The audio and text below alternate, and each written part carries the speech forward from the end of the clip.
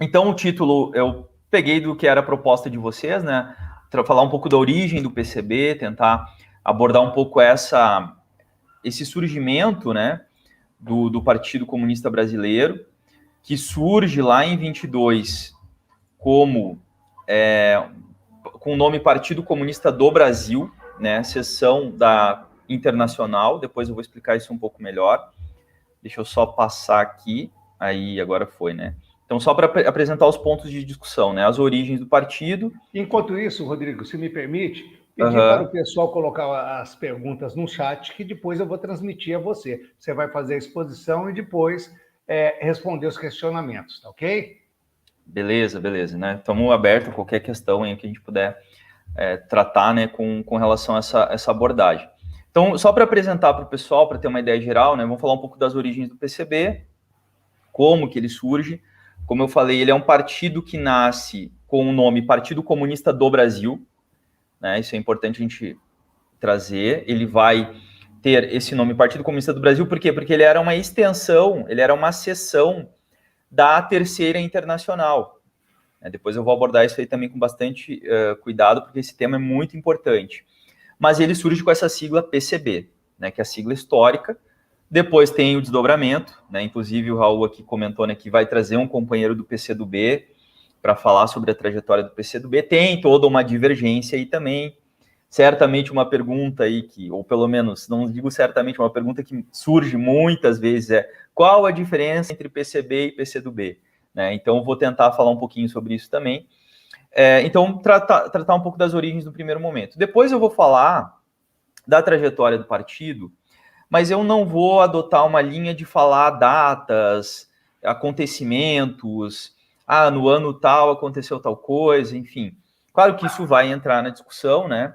Mas eu vou tentar trabalhar o contexto de desenvolvimento do partido durante esses quase 100 anos, abordando a estratégia e a tática do PCB nesse período. E eu acho que isso vai ajudar bastante a ter uma compreensão mais geral das posições políticas do partido, né, entendendo estratégia, né, como grande objetivo, o objetivo a ser alcançado, e a tática, a movimentação, né, que se faz para se atingir esse objetivo, né.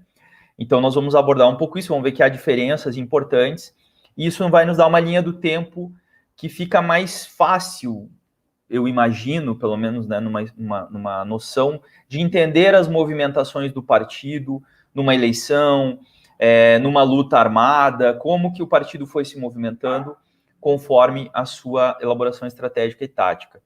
E, por fim, né, que eu acho que não menos importante, é discutir os desafios contemporâneos, né? O que se coloca como grandes desafios. O PCB acabou de concluir a realização do seu 16º Congresso Nacional, né? O 16º Congresso foi realizado no início de novembro, né? Ainda nesse mês, final de outubro, início de novembro, e que a gente, óbvio, ainda estamos esperando as resoluções, estão sendo sistematizadas, já tem uma declaração política que está rolando aí nas páginas do partido, em páginas de coletivos, enfim, e que vai nos orientar, né? O Congresso Nacional, ele é o grande balizador da política do partido, de todos os partidos, na verdade, né? E do PCB também não é diferente. Então, é no Congresso, onde você discute as teses, onde você elabora aquilo que o partido entende, né, como as movimentações táticas, reforça a sua estratégia ou muda a sua estratégia, e eu vou falar um pouco sobre isso também no final, né, da minha elaboração. Acho que vai fechar bem, né,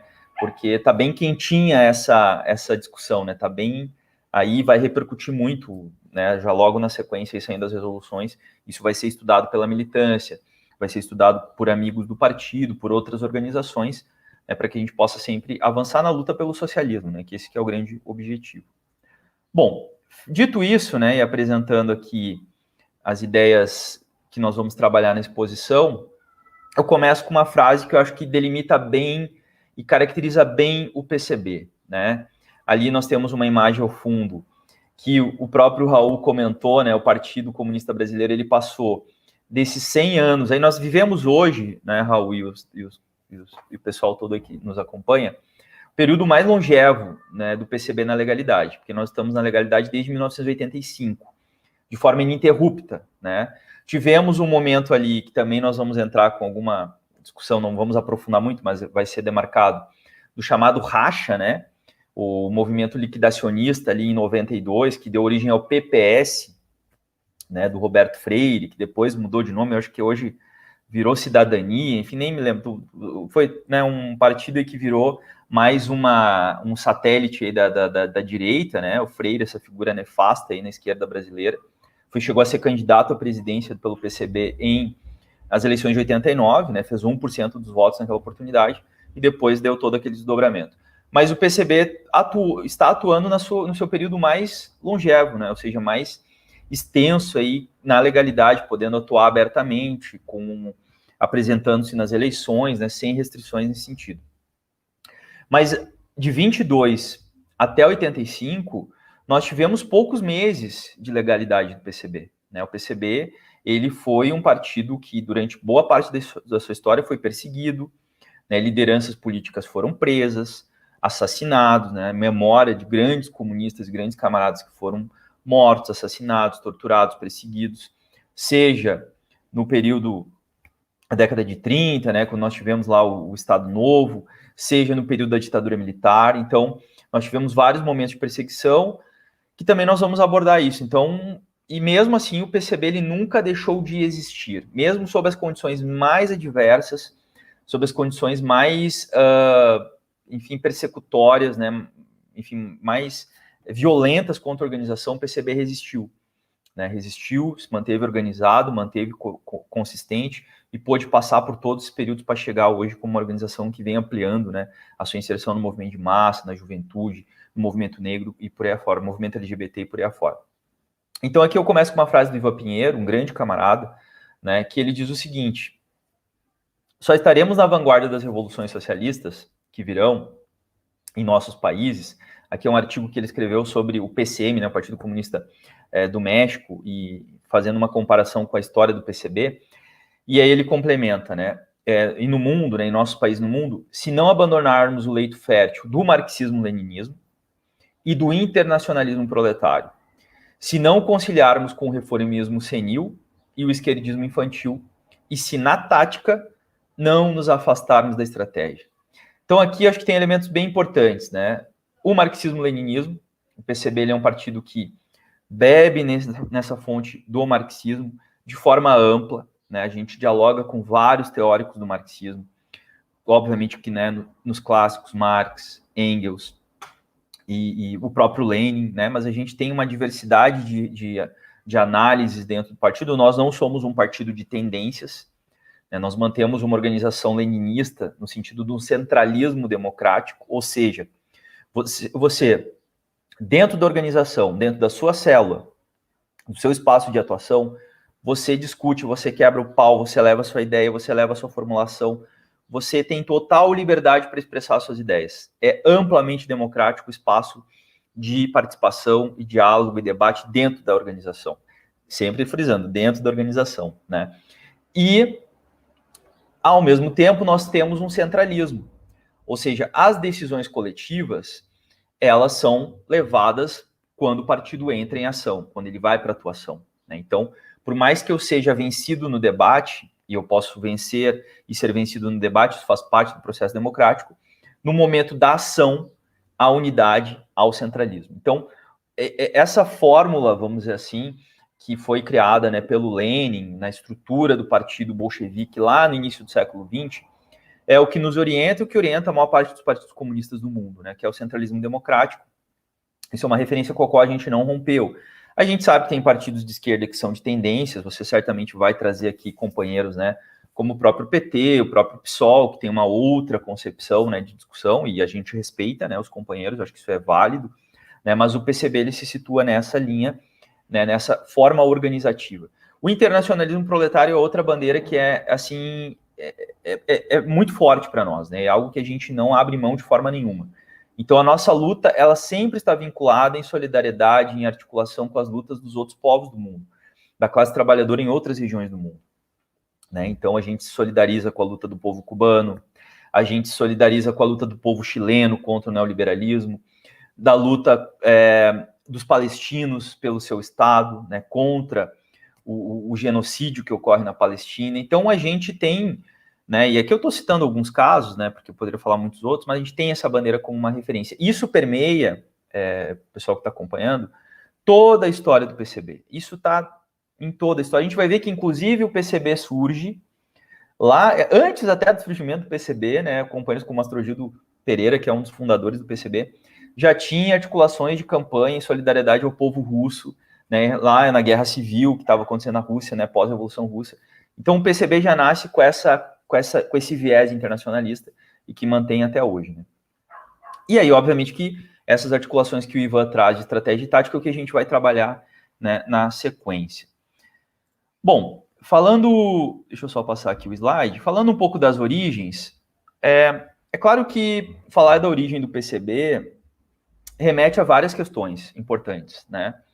Eu acho que não é simplesmente um reflexo da Revolução Russa, mas é também, porque obviamente você não consegue entender a fundação do PCB sem o impacto, sem entender a dimensão do que foi a Revolução Bolchevique de 1917, outubro de 17, né? Foi uma revolução que impactou o mundo, chacoalhou o mundo, né? O famoso livro, né, do John Reed, né, Os 10 Dias que Abalaram o Mundo, onde ele retrata ali o processo da revolução.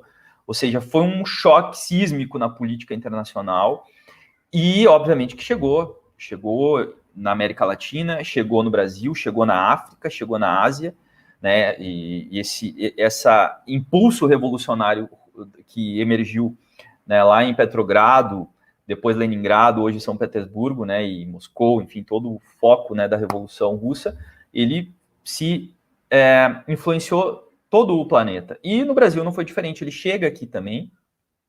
Essas referências vêm por notícias de jornal, por articulações, por intelectuais que vão fazendo essas informações correr. E isso, obviamente, que vai dar um impulso para o PCB, né? Como eu falei, o PCB ele já nasce com essa articulação internacional, porque ele já nasce dentro também do contexto da fundação da Terceira Internacional. Nós tivemos a Revolução em outubro de 17, o Lenin, e obviamente que o partido, né, bolchevique, de forma muito perspicaz e muito inteligente, já movimenta para a criação de uma Terceira Internacional, rompe com a Segunda Internacional Social-Democrata e cria uma Terceira Internacional Comunista. Isso foi em março de 1919, a origem da Terceira Internacional. E ali você tem uma expansão, né, dos partidos comunistas em todo o mundo, que vão ser filiados a essa Terceira Internacional. O PCB ele consegue essa filiação, ele tenta já logo na sua fundação, né, tem alguns problemas lá com o delegado que foi enviado, o Canelas, né, que misturava positivismo com comunismo, fez uma confusão lá. O próprio Trotsky, né, que ainda estava ali no contexto da direção, né, do Partido Bolchevique naquele momento. Não, volta lá, vamos fazer a tarefa de casa e depois vocês venham aqui, porque o que você tem lá não é um partido comunista. E em 24 o PCB consegue, né, se associar à Terceira Internacional e ali se vincula de forma muito consistente, né, nesse organismo criado a partir da União Soviética, né, da Rússia pós-revolução. Então o PCB faz parte desse movimento, né, mas também a gente não consegue entender a origem do PCB sem entender os processos internos. Porque na década de 10, para ficar aí nesse período que antecede, né, o 1922, o 25 de março de 22, você tem a emergência e você tem uma amplitude, né, uma maior repercussão das lutas operárias. Lembrando, né, que o Brasil sai da escravidão lá em 1888, o próprio Florestan Fernandes, né, no seu livro A Revolução Burguesa no Brasil, ele diz, olha, é difícil demarcar exatamente quando acontece a Revolução Burguesa no Brasil.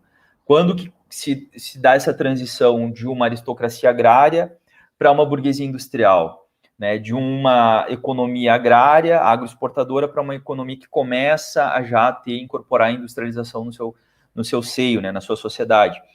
Mas ele situa que é nesse período de transição do Império para a República, a chamada República Velha, alguns historiadores chamam também de Primeira República, e essa transformação que o Brasil vai começando a vivenciar, que vai ser mais presente em cidades como São Paulo, Rio de Janeiro, Porto Alegre, Recife, né? Você começa a ter focos de indústria surgindo no Brasil inteiro, né? Então você começa a ter uma formação de uma classe operária, que é uma classe operária composta por imigrantes, sim, né, imigrantes italianos, poloneses, enfim, alemães, que vão se situando, distribuindo no território nacional, mas também pela população negra, pretos, pardos, que estavam no Brasil já e que estavam se reorientando, né, para um trabalho dentro de uma formação do operariado.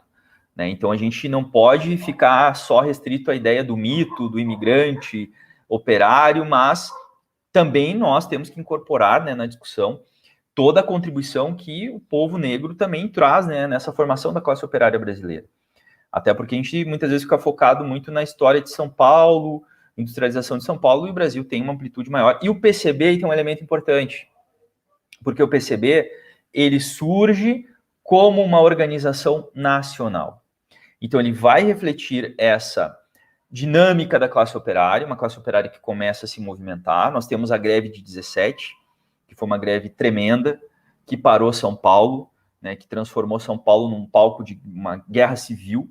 Né, os operários pararam a produção por reivindicação com jornada de trabalho, direitos, enfim, uma série de questões que estão muito atuais ainda. Né? 17, eu acho que nunca esteve tão atual na história brasileira, 1917. É um tema muito importante.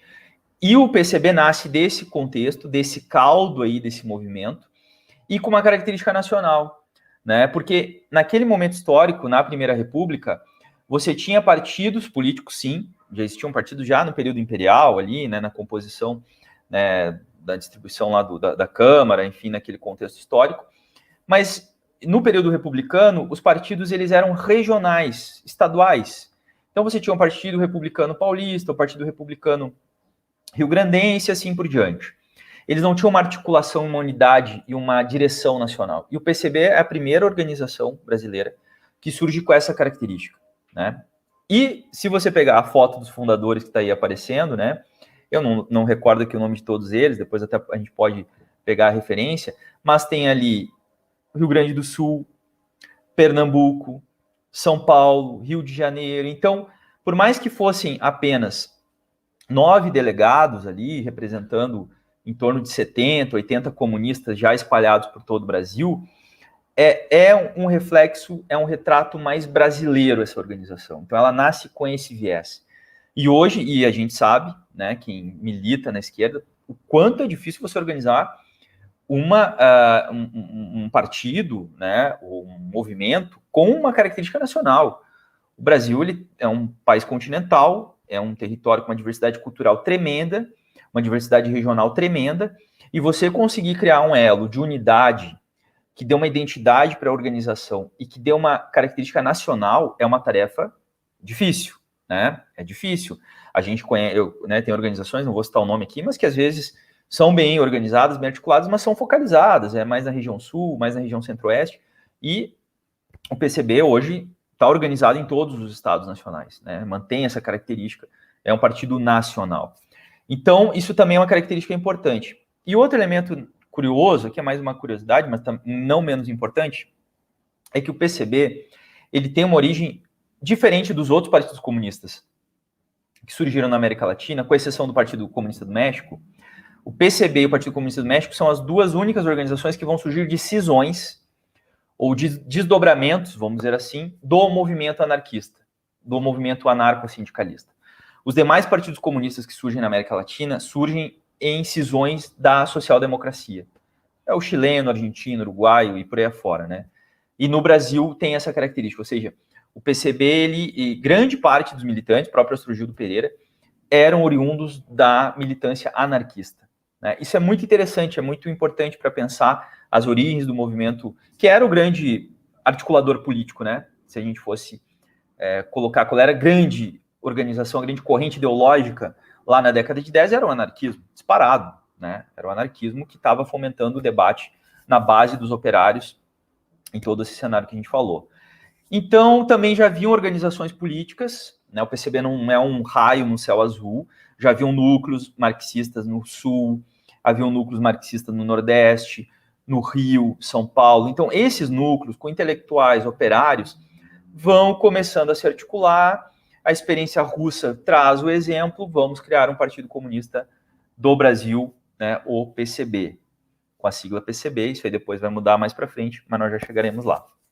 Então, é um partido que trouxe aquilo que tinha de mais avançado na época, né? E ele incorpora, eu acho que isso também é um elemento importante, ele incorpora na luta política e traz para a luta política o operariado, né? O trabalhador do campo, porque o PCB ele faz essa construção, luta do campo, luta da cidade, traz a intelectualidade progressista. Então, ele se torna uma ferramenta fundamental de setores da população historicamente excluídos. E que continuaram sendo excluídos, porque o PCB ele nasce e rapidamente é colocado na ilegalidade. Questão de 2, 3 meses da sua origem. Depois, em 27, ele vai ter um período curto de legalidade. E depois é só porrada. É atuar na clandestinidade. Hoje a gente está aqui, né, discutindo com todas as restrições, né, estamos numa democracia burguesa, com todas as suas restrições, mas nós podemos aqui, isso é conquista da luta, né, a gente poder estar aqui trocando essa discussão, fazendo esse debate, a conquista da luta política, da luta social de muita gente que tombou por isso, né? Então isso a gente tem que valorizar bastante, porque por boa parte da história a militância foi clandestina, a militância foi nos subterrâneos, né? Foi com codinomes, foi tendo que abrir mão de muita coisa, muitos militantes comunistas abriram mão da sua carreira, da sua profissão, da sua família, muitas vezes, por uma causa, por essa luta pela revolução, né? Todos eles estavam engajados na revolução. Então esses elementos são importantes para a gente trazer aqui para um caldo, né, de origem do PCB, tá? Bom, vou avançar, como eu falei, né, eu não vou conseguir dar conta de tudo, mas a ideia é a gente trazer alguns elementos mais gerais, assim, para depois a gente fazer o debate, né, tirar algumas dúvidas, no que eu puder contribuir para a gente entender melhor a história da organização. Então o PCB surge em 22, em 24 ele se filia, né, se associa formalmente à Terceira Internacional, e aí ele tem uma vinculação que também é bem marcante aí, que não é aqui o foco, né, central da análise, mas que também você não consegue entender a história do PCB, inclusive as próprias diferenças que vão surgir entre o PCB e outras organizações, se você não entende a relação que o PCB construiu com a União Soviética, né? Porque se lá em 24 o PCB se filia à Terceira Internacional, se associa à Terceira Internacional e tem nessa referência teórica, política, a construção, inclusive, das suas estratégias e táticas, a gente também não consegue entender como que ocorreu a crise em 92, que deu, né, decorreu lá do liquidacionismo, da tentativa de acabar com o PCB, que deu origem ao PPS, se não entender o impacto que houve com o fim da União Soviética, que acabou em dezembro de 91, queda do Muro de Berlim em 89, porque eu não tenho a menor sombra de dúvidas em afirmar, né, e aqui não é nenhuma arrogância, não é nenhum tipo de tentar colocar o PCB no centro da história, não é isso, mas eu não tenho nenhuma dúvida de afirmar que o partido político no Brasil mais afetado pela queda do muro, mais afetado pelo fim da União Soviética, foi o PCB, sem a menor sombra de dúvidas, né? O PT já vinha de uma outra tradição, e o PT vinha num processo de ascensão político ali, né, ele não se associava exatamente às experiências soviéticas. O PCdoB, e aí acho que é uma diferença importante, já antecipando, do PCdoB para o PCB, quando da fundação do PCdoB lá em fevereiro de 62, não é? Com João Amazonas, enfim, toda uma liderança de importantes comunistas, né, que criaram, né, o PCdoB em 62, o PCdoB ele se aproxima da via chinesa da Revolução Socialista, né? Então o PCdoB já havia se afastado da União Soviética como referência. Depois, final dos anos 70, ele vai se aproximar da Albânia como uma grande referência, né, como grande referência internacional, e depois ali nos anos 90, com essa confusão toda, fim do bloco soviético, a crise do movimento comunista internacional, o PCdoB ele não é tão afetado, ele já estava, né, numa outra linha, né? Mas, de certa forma, todas as organizações de esquerda passaram por alguma crise, algum debate interno naquele momento, mas o PCB foi o mais afetado. Então, essa vinculação do PCB com a União Soviética também é um elemento muito importante para analisar, né? E também os elementos que eu vou abordar aqui, né? Porque, como eu falei, eu não vou ficar falando aqui no dia tal, no ano tal, aconteceu isso, aconteceu aquilo, não. Eu vou tentar pensar a trajetória do PCB a partir das estratégias que foram elaboradas, ou seja, o projeto que estava colocado em cada momento histórico. Isso é bem importante falar, porque entre 22 e 92, a grande estratégia do PCB, que é uma chamada também como estratégia etapista, não era a revolução socialista imediata. Era uma transição do que nós poderíamos chamar, você vai encontrar na literatura como revolução democrático-burguesa, né, que seria uma revolução que teria que contar com setores nacionais da burguesia, os setores da burguesia, para romper com o latifúndio, para romper, inclusive, se falava, alguns teóricos, né, defendiam isso, era muito forte no PCB, com resquícios feudais no campo. O Caio Prado Júnior é um autor que questionou fortemente essa tese, né, de que não houve feudalismo no Brasil, mas isso era muito forte nas discussões internas do partido e nos documentos elaborados. Então, para romper com esse viés, eu estou falando aqui na cabeça, né, do que se girava naquelas discussões daquela época, o que ficou elaborado, então, para romper com esses resquícios feudais, para romper com esse atraso, nós precisamos nos associar à classe operária, campesinato, setores da pequena burguesia, com uma burguesia nacional, para que a gente possa, aí sim, desenvolver o capitalismo brasileiro, e aí vamos falar de revolução socialista mais para frente. Então, isso permeou grande parte da história do PCB. Isso só vai ter uma ruptura exatamente na década de 90, né, que depois eu vou chegar lá com calma também, não vou antecipar. E isso, obviamente, que teve vários desdobramentos táticos. Como que o partido foi se situando em cada momento histórico. Eu tentei aqui, de forma bem resumida, colocar como o partido se movimentou em cada momento. Ou seja, entre 27 e 29, né, o partido ele cria o Bloco Operário Camponês, que foi uma frente que tentava associar exatamente operários, camponeses, setores da pequena burguesia. Ali havia alguma possibilidade de inserção eleitoral via BOC, né? E o partido ele vai tentar atuar por aí. O Minervino de Oliveira, né, ele é candidato por essa conformação, né, por essa organização, candidato à presidência da República, né? Depois o partido migra para uma corrente que é a chamada corrente obreirista, né, uma tática obreirista de classe contra classe. Por quê? Na Terceira Internacional se identificava, né, o que é o chamado terceiro período, que no final da década de 20 estaria se entrando num terceiro período de crise do capitalismo e de revoluções. E aí tinha que ser um enfrentamento classe contra classe. Por um lado, essa leitura foi acertada, porque previu a crise de 29, mas não houve um desdobramento de processos revolucionários estourando no mundo a partir desse período, né? Então, pelo contrário, né, houve ali a ascensão do nazismo na início da década de 30 e assim por diante. E o obreirismo chegou a tal ponto no PCB que os intelectuais do partido foram expulsos, ou saíram do partido, porque para ser membro dirigente, o cara tinha que ser peão de fábrica, tinha que ser operário, né? Isso houve um anti-intelectualismo muito forte, foi um período muito traumático na história do partido, e que só vai ser superado em 34, né? Em 34 o partido se amplia, com a entrada do Prestes, inclusive se dá nesse contexto, né, e tem, obviamente, o partido ganha uma influência nas Forças Armadas, em setores das Forças Armadas, e em 35 já numa virada tática que vem da Terceira Internacional, porque em 34, 35, o Hitler já estava no poder na Alemanha, né? 33, o Hitler já havia assumido, Mussolini, outras experiências fascistas surgindo, então se cria a ideia de frentes populares, ampliar a luta contra o fascismo. Aqui no Brasil a gente vai ter uma expressão dessa frente popular, que foi a Ação Nacional Libertadora. Durou poucos meses, de janeiro a julho de 35, ela é suspensa, né? Vamos lembrar que em 35 já havia ocorrido a Constituição de 34, né? Houve o voto feminino, algumas liberdades democráticas foram instituídas ali.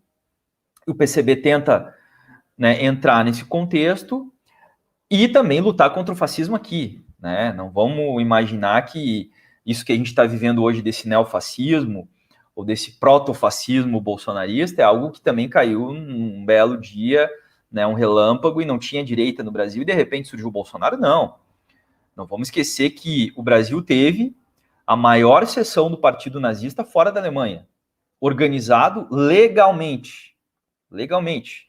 Se o cara, isso aí você encontra bibliografia, você encontra, né, fotos, imagens na internet. Haviam atos com a bandeira nazista em praça pública no Brasil, né?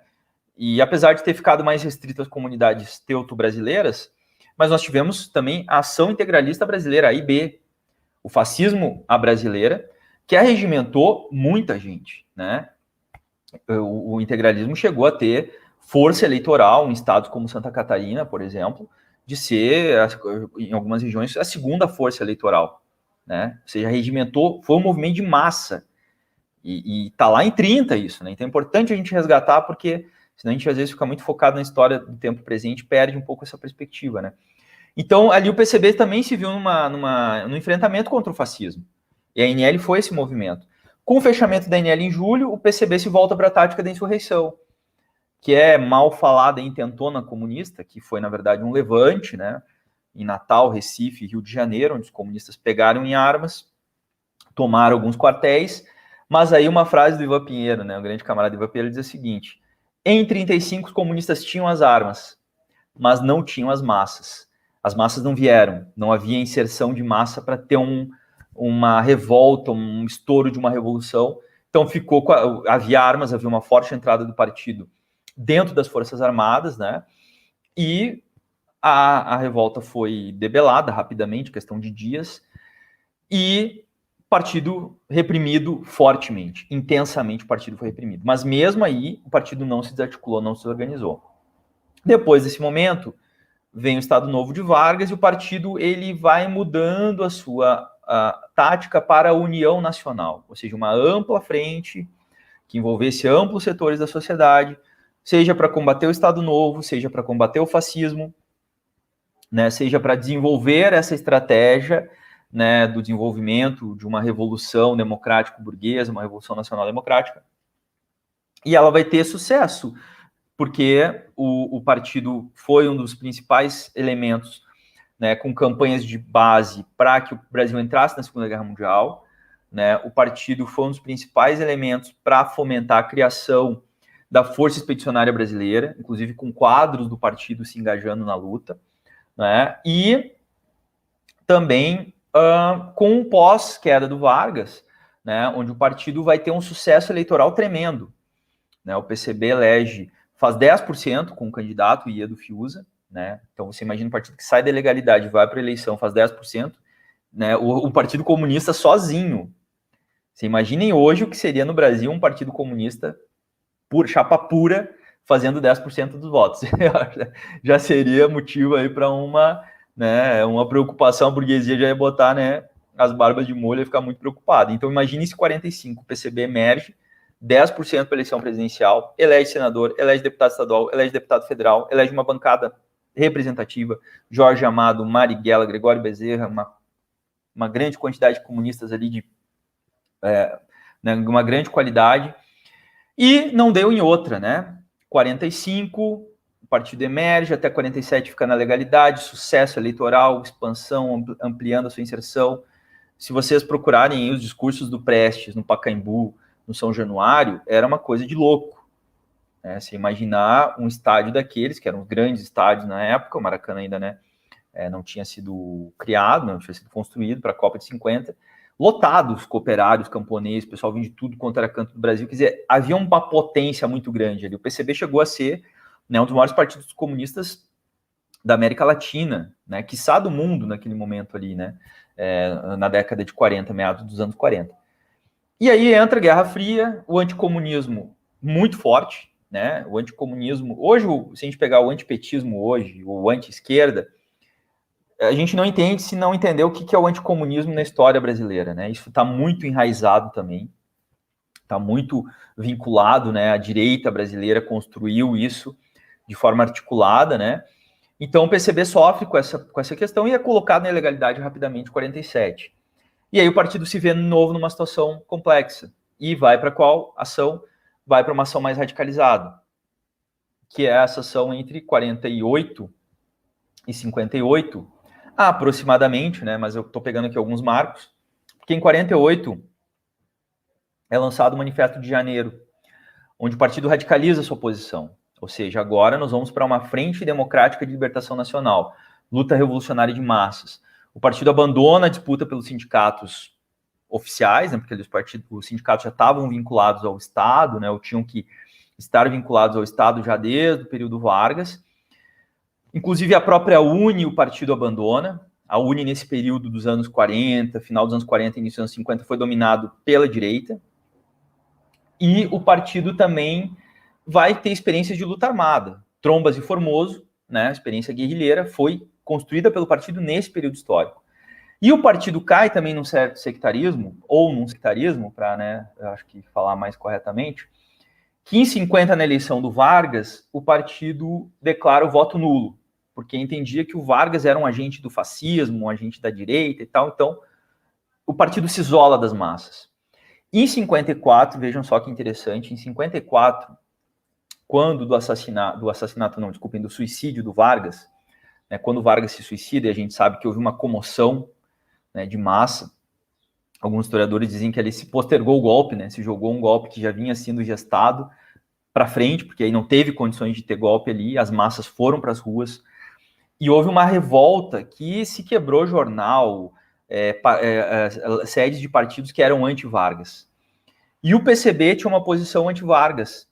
Inclusive, algumas das suas gráficas, né, que rodavam o jornal Imprensa Popular, foram quebradas pelos varguistas, porque viam no PCB um partido crítico ao Vargas, e aí sobrou porrada para todo mundo, né? E aí o PCB começa a rever a sua posição, diz, opa, as massas foram às ruas e a gente ficou isolado, né? A gente não está com essa conexão. E aí o PCB começa uma migração dessa posição mais radical, mais sectária, né, e transitando para uma outra linha política que vai culminar em 58 com a Declaração de 58, março de 58. É um documento fundamental, né, na história do partido, onde o partido dá uma guinada, dá uma nova guinada tática. Reforça a estratégia nacional democrática, né, e ele vai para a luta institucional. Né, há um certo revisionismo, né, se perde um pouco essa visão mais revolucionária, essa visão mais de conflito, mas, ao mesmo tempo, é um período entre 58 e 64, onde o partido amplia sua inserção na massa, né? No movimento sindical, seja no movimento, inclusive, dentro das próprias Forças Armadas, seja no próprio movimento estudantil, né? Agora está passando um carro aqui na rua, deu uma abafada, mas desculpem aí o externo, o áudio externo, né? No movimento estudantil, então o PCB ele começa a ampliar, não obtém a legalidade, o partido não volta à legalidade naquele período. Era muito comum nesse período histórico o partido filiar quadros de destaque do movimento social em legendas legais, né, para que eles pudessem ser eleitos, né, e isso tinha bastante sucesso, o partido fez isso. Mas o partido, ao mesmo tempo que não estava legalizado, também não estava sendo perseguido.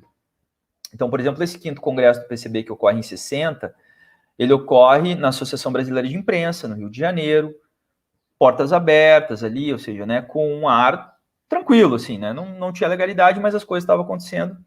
E o partido já vem numa migração da sua linha política também, que também tem a ver, né, eu não quero me estender demais, com o que ocorria na União Soviética.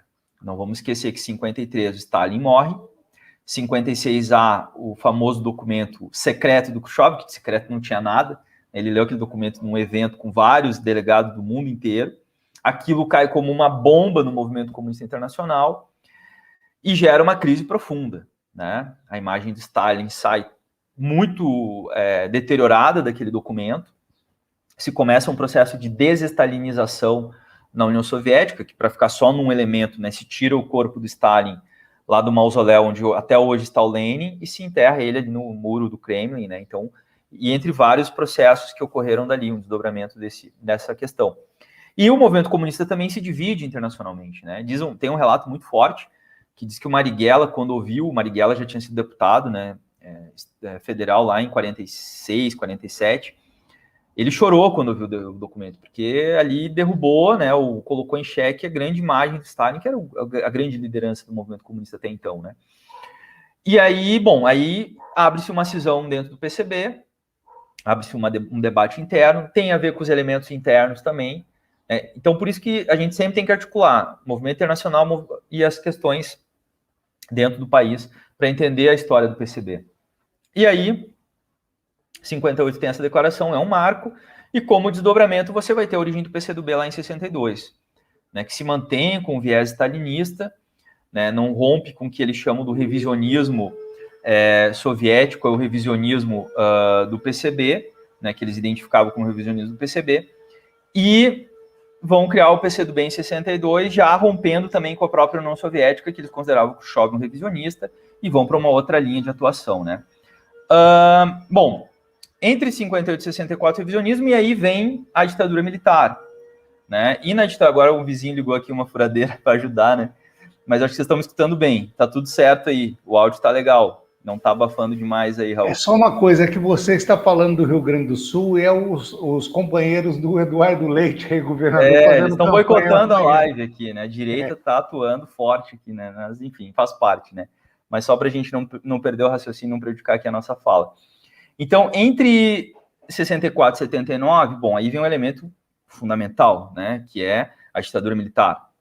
O golpe de 64 ocorre, impacta, obviamente, o PCB diretamente, liderança, o Prestes era o inimigo número 1 da ditadura, né, o cara a ser caçado pela ditadura, e isso impacta toda a esquerda brasileira, né, impacta todo o movimento popular no Brasil, e vai ter um desdobramento na tática, que eu acho que o filme do Marighella que está passando agora, né, eu não assisti ainda, né, mas é um filme fundamental para a gente fazer essa discussão, ele traz esse debate da época, ou seja, como enfrentamos a ditadura?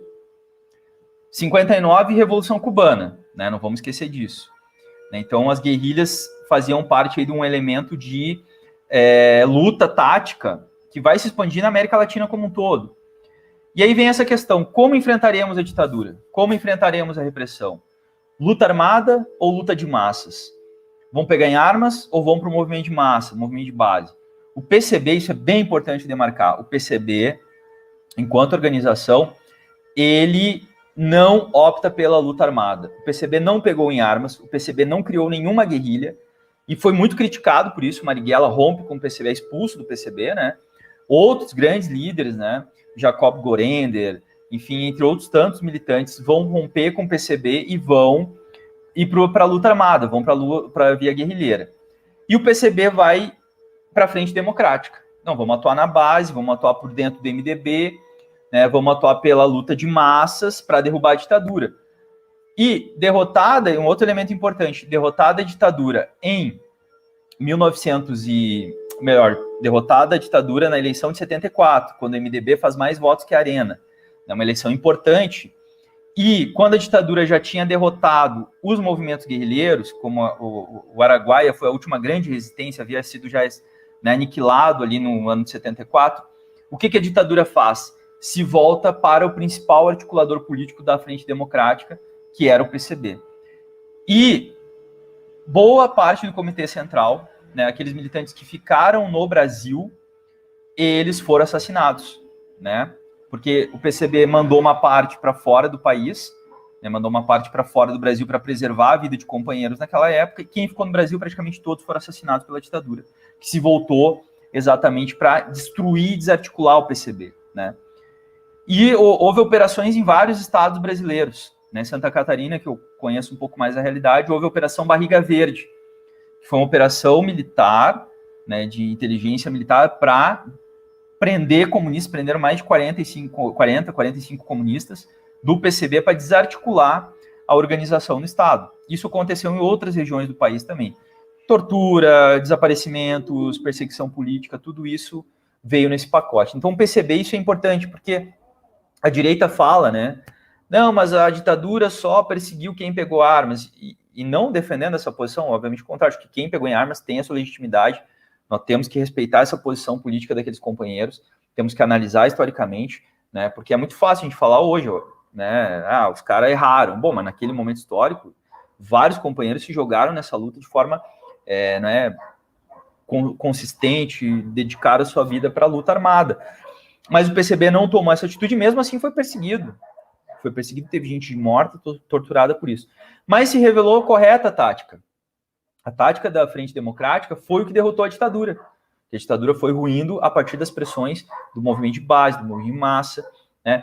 E o PCB tinha uma influência muito grande. Por exemplo, o irmão do Lula, né, que foi a grande influência do Lula, pelo menos puxou ele para a discussão política, era do PCB.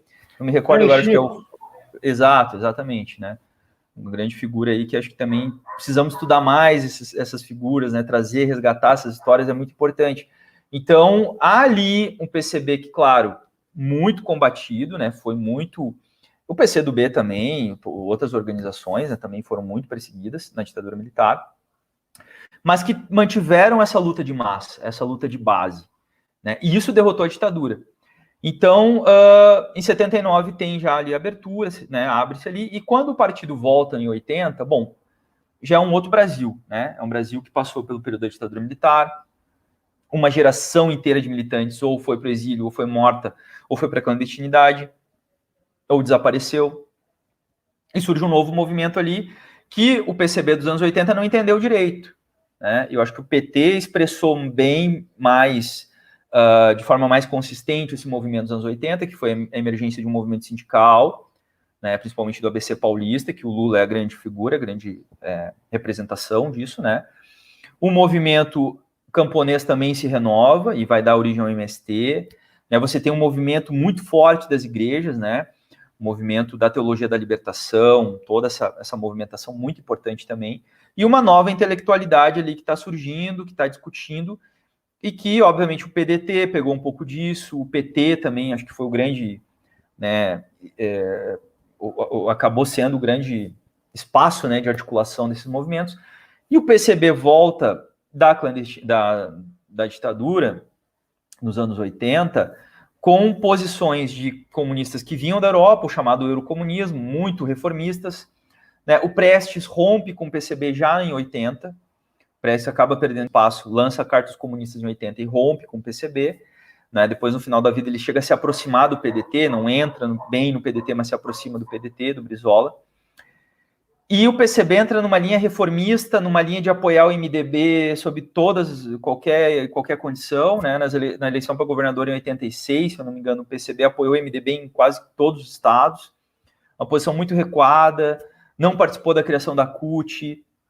Então ali o PCB perdeu um pouco o caudal e muita gente acabou saindo ali, né? Indo para o PT, para o PDT, para o PCdoB, enfim. Bom, não bastasse essa crise toda dos anos 80, né? De forma muito resumida, vem toda a crise do bloco soviético, toda a crise do leste europeu e o fim da União Soviética. Bom, isso cai, se o muro caiu na cabeça de alguém, caiu na cabeça dos comunistas do PCB, né?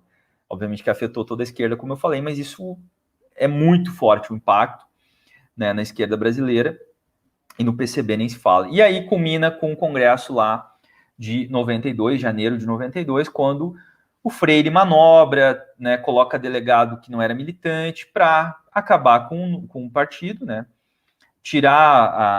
acabar com a legenda. Ele tentou dar o arquivo histórico do PCB para as organizações Roberto Marinho. Então foi toda uma esculhambação ali e houve um movimento contra isso, né, um movimento minoritário, um movimento nacional de reconstrução do PCB, inclusive eu falei aqui do Ivan Pinheiro, o Edmilson, né, que está aí na nossa secretaria, né, geral do PCB, faz parte dessa geração. É uma geração ali, no início dos anos 90, que segura, né, o PCB e mantém a legenda. E aí vai para a disputa judicial, consegue reverter, consegue manter a legenda, e aí o PCB volta, né, vamos dizer assim, volta, ele não deixou de existir, mas ele se reconstrói sob escombros, sobre o que restou do partido, né. Isso dura todos os anos 90. Aqui eu vou avançar, porque aqui já tem um outro slidezinho. Isso dura todos os anos 90, né, que é um período aí que o Ivan chama de refundação, reorganização, que vai mais ou menos entre 92 e 2005. Do ponto de vista tático, o PCB vai participar do movimento eleitoral, vai participar das disputas sindicais, mas muito enfraquecido, né. O PCB incorporou aí, ou melhor, constituiu as frentes populares, com o PT, com o PCdoB, com o PSB na época também, né, que compunha naquele momento histórico, participou da coligação que elegeu o Lula em 2002. E uma coisa bem importante que eu não tinha falado, que eu acabei passando aqui, que foi a mudança estratégica do partido, né? A partir de 92, o partido muda a sua visão estratégica, que é a revolução socialista, partindo do entendimento de que as condições do capitalismo brasileiro já estavam dadas. O Brasil era um país capitalista, com uma industrialização, com um parque industrial, com uma classe operária. Então, agora a luta não era por uma revolução burguesa, ou uma aliança com a burguesia. Não, a luta é pelo socialismo. Então, isso causa uma mudança tática muito importante também, porque nós não vamos fazer aliança com setores da burguesia. A nossa aliança é com a classe, é com o trabalhador rural, é com setores explorados. Então, isso muda taticamente, profundamente a história do partido e a trajetória do partido, que vai se constituir a partir principalmente de 2005, 13º Congresso, onde o partido rompe com o governo Lula, né? Ele passa uma oposição de esquerda ao governo Lula em 2005, né? E vai se reconstruir de forma revolucionária, né? Com inserção na massa, com os coletivos, vai entrar nessa discussão do movimento LGBT, QIA+, do movimento das mulheres. Não que o partido não fizesse isso, né? Ana Montenegro é uma camarada histórica que dá nome ao coletivo Ana Montenegro, mas vai se organizar melhor para isso, né? O próprio JC vai ser retomado em 2006, coletivo de luta, né? O Gregório Bezerra, coletivo Minervino de Oliveira. Então a gente abre várias frentes de massa, vários coletivos de massa, que fizeram com que em 2021, né? Quem foi nos atos de rua, e eu acho que até a gente do PCB se espantou um pouco o tamanho da participação, da presença do PCB nos atos pelo Fora Bolsonaro. É um partido que tem capilaridade, é um partido que hoje tem inserção na massa, é um partido que hoje, claro, não é a maior organização política do Brasil, nem é o maior partido comunista do Brasil, mas é uma organização que ganhou musculatura, vamos dizer assim, é um partido que tem juventude, tem inserção, tem presença nos movimentos de massa, né? Então acho que isso revigora, o partido vai chegar nos 100 anos aí muito rejuvenescido, muito ativo, muito intenso nas suas lutas, né? E para concluir essa exposição, que eu acho que eu acabei falando demais, né, e aqui acabei me confundindo um pouco com esse barulho externo, agora o cara resolveu ligar o aspirador de novo, é a declaração do 16º Congresso Nacional do PCB, que, como eu falei, acabou agora, quentinho, começo de novembro. E aí aqui também um cartaz, né, das lutas todas pelo Fora Bolsonaro, relembrando, hoje foi mais um dia de luta pelo Fora Bolsonaro, e eu vou ler rapidamente aqui a declaração, um trechinho da declaração, que aponta um pouco para esses desafios do PCB já do século XXI, mirando essa estratégia socialista, né? Os comunistas do PCB reafirmam a estratégia socialista da Revolução Brasileira, aprofundando sua leitura crítica acerca da realidade contemporânea do Brasil e do mundo, e apontando para a necessidade de constituir, em meio à luta unificada de todo o proletariado contra os ataques da burguesia, uma poderosa frente anticapitalista e antiimperialista, que assegure a independência política, orgânica e de classe do proletariado frente às vacilações da pequena burguesia e permita a luta das forças revolucionárias, tanto contra a ofensiva reacionária e o neofascismo, quanto contra o reformismo e as ilusões de classe na democracia burguesa. Reafirmamos a via revolucionária da construção do poder popular, a partir das lutas da classe trabalhadora e das camadas populares, oprimidas, na construção do bloco revolucionário do proletariado, bloco de forças políticas e sociais necessário para levar a cabo a ruptura com o capitalismo e a construção da sociedade socialista no rumo do comunismo. Então, esse é o grande desafio estratégico e óbvio que isso implica na tática, nas movimentações táticas. Hoje nós estamos numa movimentação tática fundamental, que é construir os atos pelo Fora Bolsonaro, que a gente sabe que derrubar o Bolsonaro só não é suficiente, mas taticamente é fundamental para barrar essa agenda, né, de contra-reformas, de ataques contra a classe trabalhadora, de ataques contra a educação pública, de ataques contra a saúde pública, essa política genocida, né, relembrando aí, né, todos os mortos por Covid em decorrência da política genocida do governo Bolsonaro. Então esse é um movimento tático fundamental, derrubar o governo Bolsonaro. A gente nem fala muito em 22, a gente nem fala muito em eleição, porque o nosso foco está nisso, derrubar o governo Bolsonaro e ter força para esse movimento de massa. Então, acho que é um pouco isso. Eu vou concluir aqui com um poema do Neruda, né, para dar uma quebrada aí depois de tanta informação e tanta coisa. Acho que, né, eu falei bastante aqui, de repente muitas dúvidas surgiram, que é para finalizar aqui com essa imagem da juventude, né, e um poema do Pablo Neruda, Meu Partido, que é o seguinte: me deste a fraternidade para o que não conheço, me acrescentaste a força de todos os que vivem, Me tornaste a dar a pátria como em um nascimento. Me deste a liberdade que não tenho solitário. Me ensinaste a acender a bondade como fogo. Me deste a retidão que necessita a árvore. Me ensinaste a ver a unidade e a diferença dos homens. Me mostraste como a dor de um ser morreu na vitória de todos. Me ensinaste a dormir nas camas duras de meus irmãos. Me fizeste construir sobre a realidade como sobre uma rocha. Me fizeste adversário do malvado e muro do frenético. Me fizeste ver a claridade do mundo e a possibilidade da alegria. Me fizeste indestrutível, porque contigo não termino em mim mesmo.